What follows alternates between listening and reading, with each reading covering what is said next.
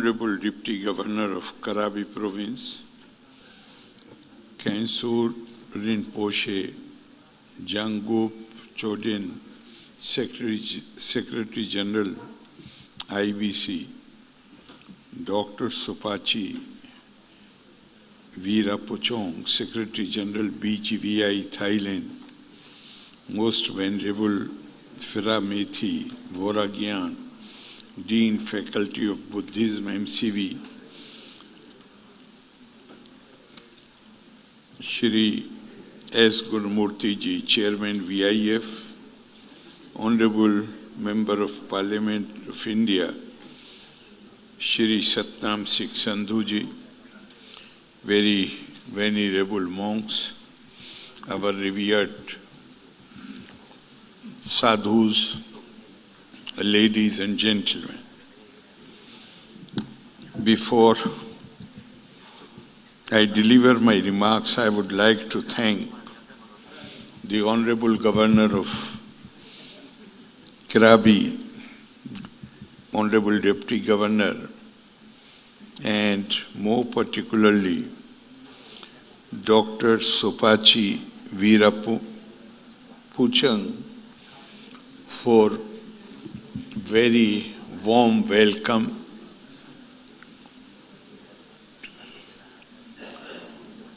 Which they accorded us on our arrival yesterday, and for their hospitality.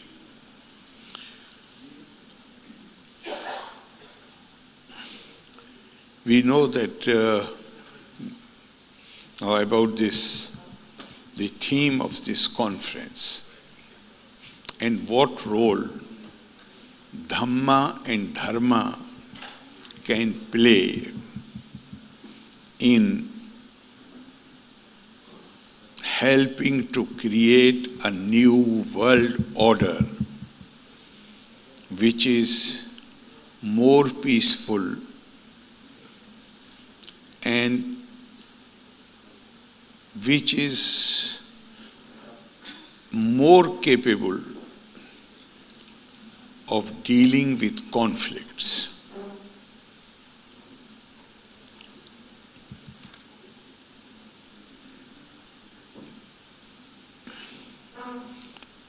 Basically, when we talk about Dharma and Dhamma, then the Dharma has been defined. It has 19 meanings. And the topmost meaning is something which integrates the society. The morality which flows from there is the result of training of minds. The training which leads to sophistication, more civilized conduct. What is civilization basically?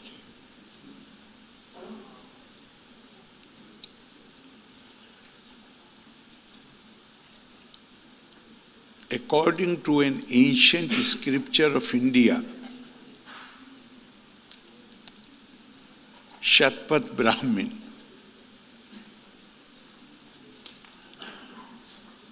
a society is civilized where there is absence of Matsya Nyaya,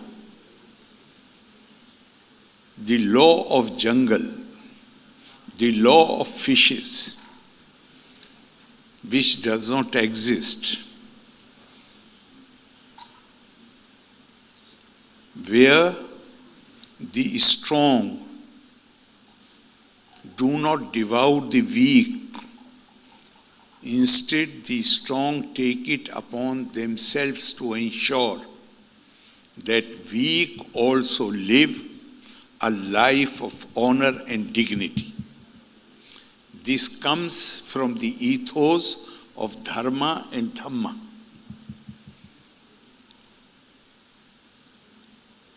People who laid down these rules They spent their lives in quest of the truth, in search of that realization of the supreme truth. And every seeker of truth starts his quest or her quest with a profound sense of dissatisfaction with this world.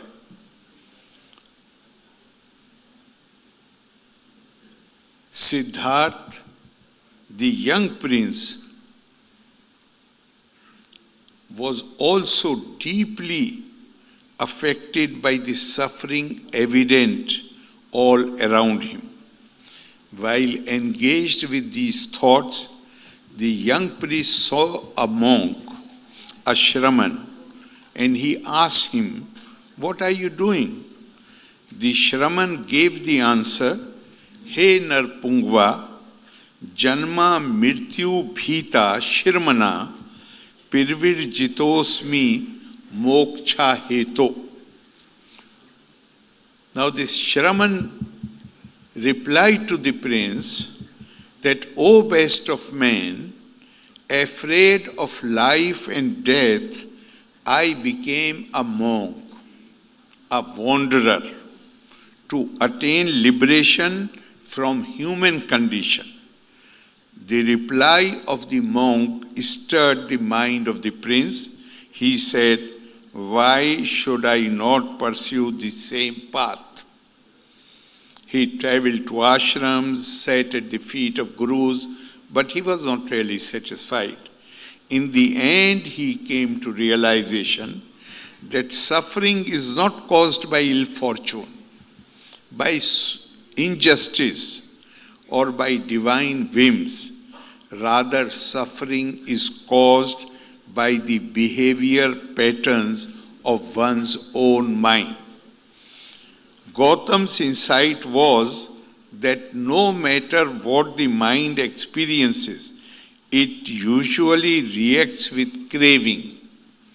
And craving always involves dissatisfaction, sorrow. Gautam ultimately found there was a way to exit this vicious circle.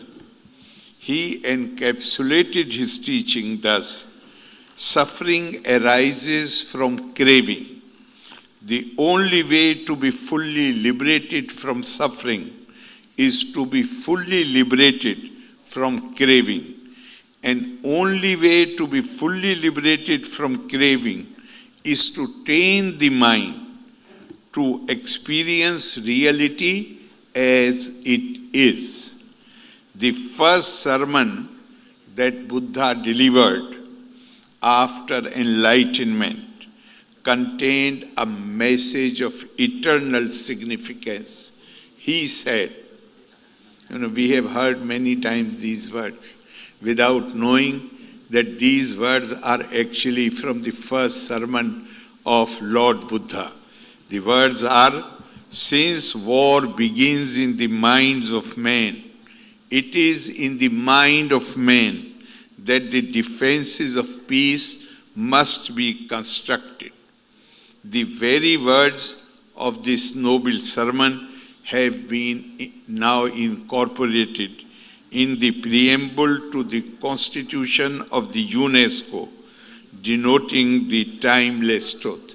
Here the emphasis is on training of the mind, which is something common to both dharma and dhamma. Buddha developed a set of meditation techniques that train the mind to experience reality as it is without craving. This law, known as Dhamma, is seen by Buddhists as a universal law of nature. It could be said that essence of Dhamma is the relationship between wisdom and compassion. The goal of Dhamma is not merely to relieve our own suffering, but growth of wisdom to transform ourselves into compassionate beings who realize that suffering anywhere is suffering everywhere, and work to heal it everywhere. Put simply, Buddhist wisdom is the ability to see things as they are, known as Pragya Paramita in Sanskrit. This helps us to develop right view, in that we take responsibility for and accept the laws of karma and its consequences.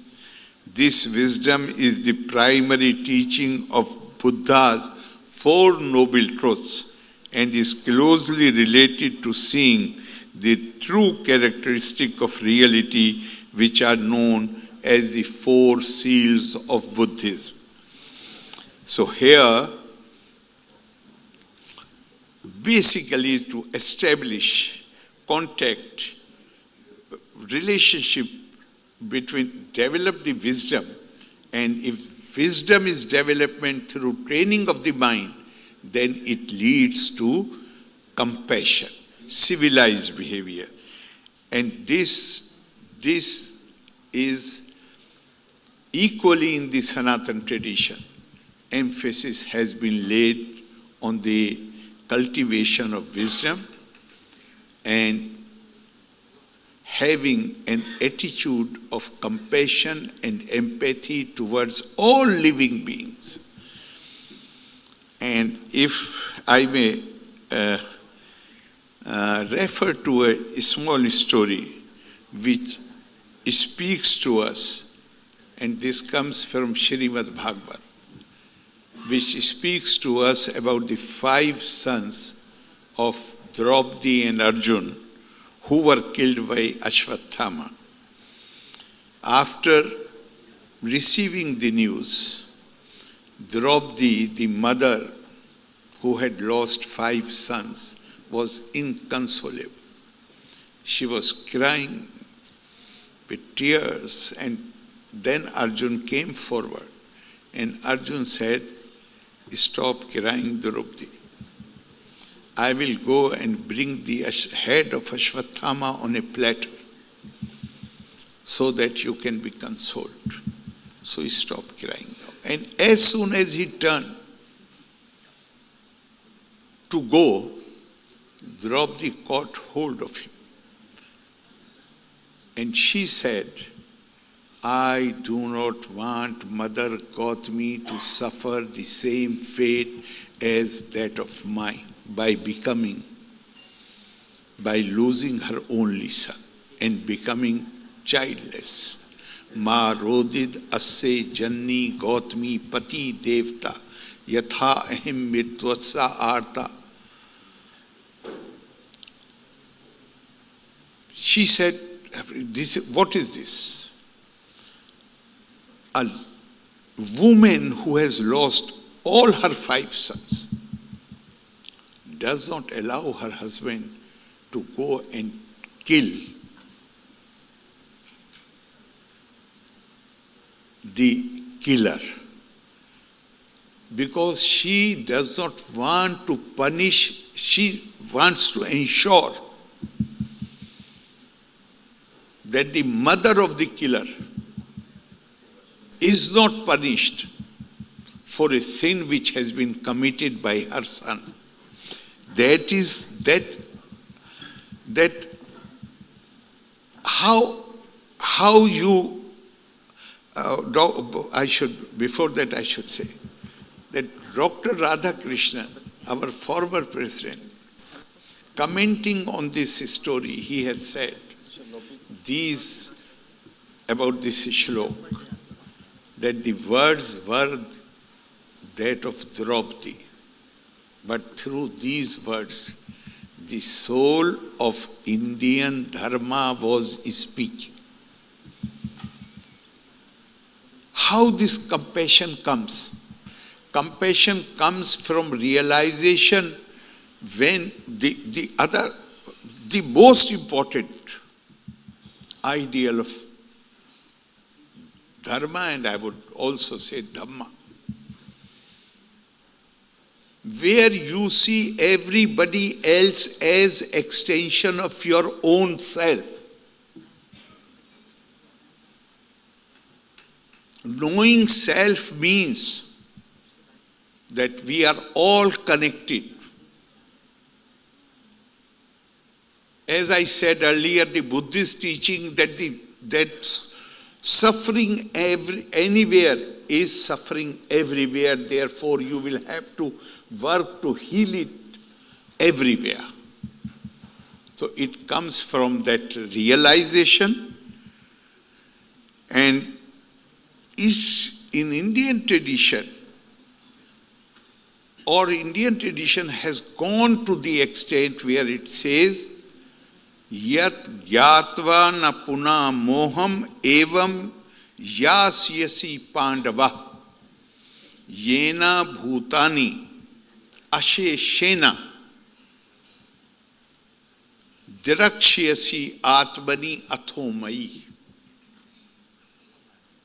The process of knowing self involves, once you have gone through this process and realized it, then after attaining this knowledge,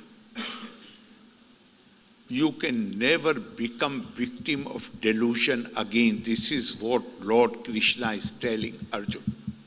You will never become victim of delusion. And once you have attained this knowledge, then you will start seeing everybody first in your own self and then in me.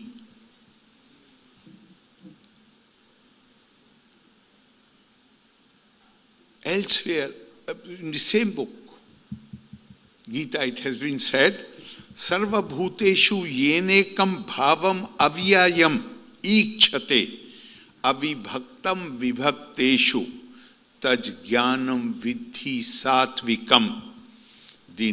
This knowledge of the self, which sees the one indestructible in all beings, the one indivisible in all separate lives, may truly be called pure knowledge. This wisdom, the wisdom which is gained as a result of this knowledge, it is bound to lead to compassion and empathy. Why? You have realized that people are not different from you. They are part of you. And this is what I was saying day before yesterday, that to build a new world order which is free from conflicts, simple acknowledgement of the dignity of mankind, because we have for centuries, our DNAs are affected. It is easy to change the laws. We have adopted the 1948 declaration, but we have not been able to fully change our habits. Where people belonging to other civilizations, other cultures, other faith traditions, they were considered not only others, but they were considered inferior. On the other hand, dharma and the concept in dharma and dhamma is to see everybody not only as equal, but extension of your own self. Yoba pashyati sarvatra sarvam chamai pashyati tasyaham na pirnashyami sacha me na pirnashyati. One who sees me in all beings and all beings in me, I am never separated from him, and such a person is never separated from me. This is the potency of the dharma and dhamma, where you can inspire confidence that nobody will be treated differently.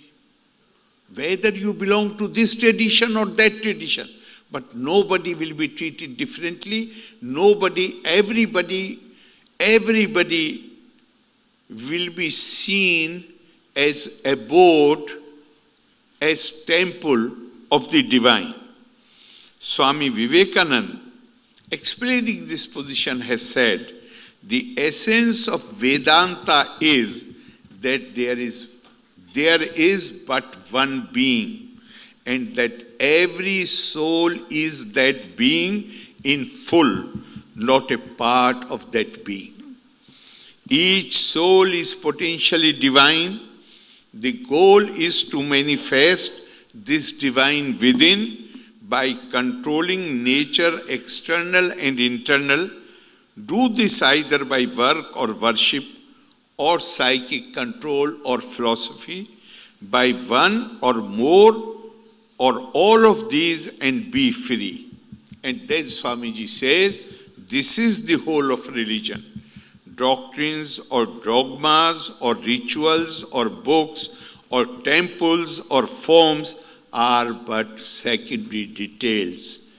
And this, I would say, is a beautiful commentary of another sutra, which comes from the Brahma Sutra, Sarvam Khalv Idam Brahm Tajjalana iti Shanta Upasita.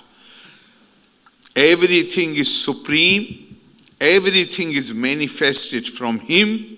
A peaceful sage should worship him. This, and then we had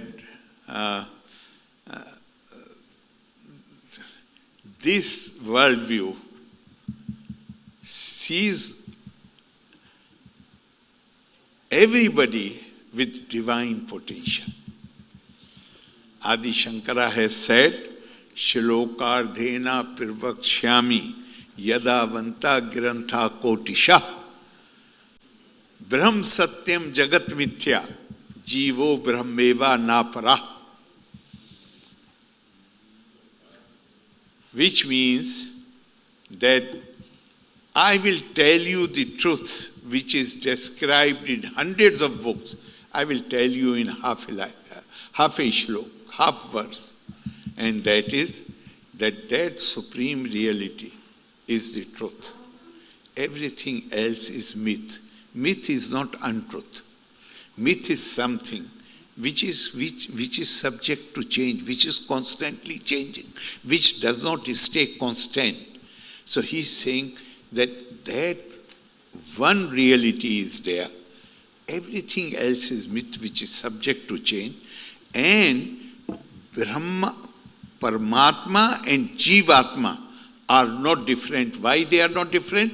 Because Jivatma has the potential of manifesting itself. And that is where one verse I find it's a beautiful verse but very powerful. It says, Toi mai channe tireko Vishnu vyartham kuppesi mayas Hishnu bhav samchit sarvatrtvam vanchasya chiradya adi Vishnutvam. If you want to merge into that supreme reality, this supreme truth, then you must adopt some drishti, abhed drishti, a vision that looks at everyone with equipoise. And there is no use of unnecessarily worrying about things which are not going in accordance with your own will. Because everything, the law of karma is working. It won't work according to my sweet will. That is working. Therefore, as far as we are concerned, we should accept, as Buddha preached. Lord Buddha said that we should train our mind to see reality as it is. When there is suffering and we accept it without craving that it should end as per our wish, then even sadness, there will be richness about that sadness. When we are are in a pleasant situation, and we do not crave that situation to further intensify and be durable, then that pleasure, accepting reality as it is,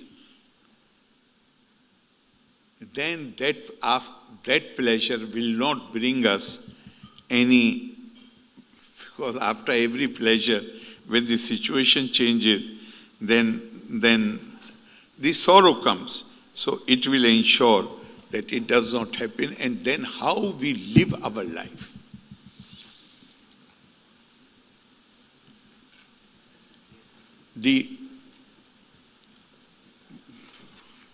What a powerful exhortation.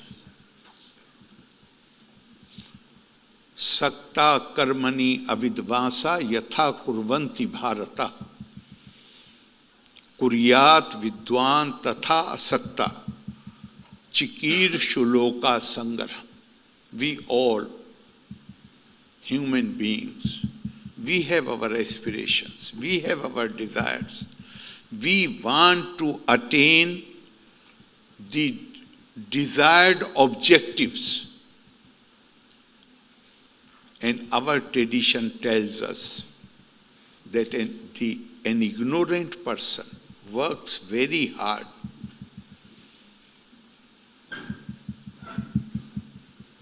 to achieve the desired objectives.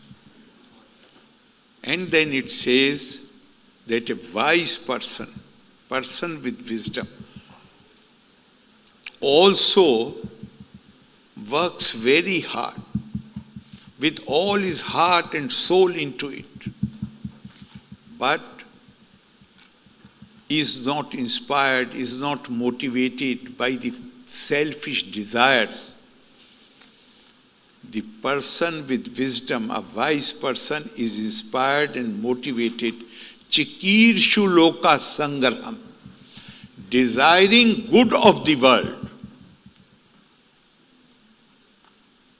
There is no way our dharma or dhamma allows us to subject other people to exploitation. And I would finally say that when we are, I think I had said earlier also, Swami Vivekananda repeatedly said, we have a message to give to the world. We have a message to give to the world. But message can be given only when our conduct, our behavior is in consonance with our precepts. Then you acquire the moral authority, power, where you are listened to. And the best example again comes from our tradition, where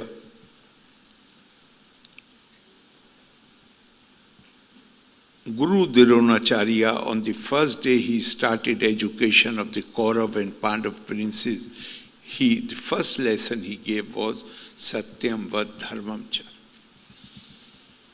Dharmaraj Yudhishthira later in the life said, first day in the evening, teacher asked the pupils to recite what they were taught in the morning. Everybody did it except Yudhishthira. And sometime later in life he said the lesson which was given on the first day, it took a lifetime to learn that, because merely repeating parrot-like is not really learning the lesson. Learning the lesson is by internalizing it, by acting and behaving according to that lesson. Only then we can claim that we have learned the lesson. We have to be that kind of example if we want to convey, because this is the only message which can create confidence in the world community, that if we go according to these precepts, according to this theory, then a more peaceful, a better world order can be created. And that theory, along with the theory, the conduct will be required to act in accordance with our own legacy and heritage. Thank you very much for giving me a patient hearing. Loka samasta sukhino bhavantu. Jai Bharat, Jai Thailand.